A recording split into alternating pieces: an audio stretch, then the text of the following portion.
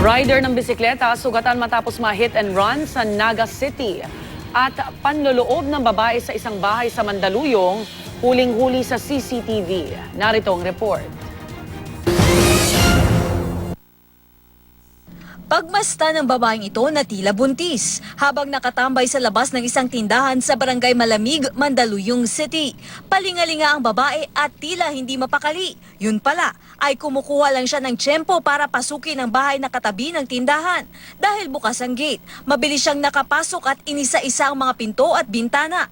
Ilang saglit pa, tuluyan na siyang nakaakyat sa loob ng bahay kung saan pinuntirya niya ang kwarto ng mga boarder. Sa kanyang pag-iikot, isang cellphone ang napitik ng babae. Matapos nito'y lumabas siya ng bahay na parang walang nangyari.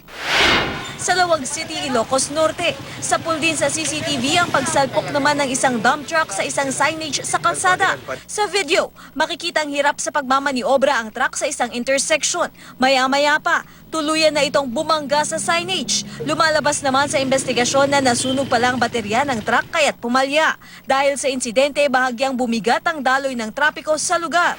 Swerteng galos lang ang tinamo ng isang sakay ng bisikleta matapos ma-hit and run sa Naga City, Camarines Sur. Kakaliwa na sana ang bisikleta sa panulukan ng Peña Francia Avenue nang bigla siyang mahagip ng isang kotse. Pero imbis na tumigil, dire-diretso lang ang nakabanggang sasakyan. Agad namang nakatayo ang rider dahil madilim sa lugar, di naplakahan ng kotse.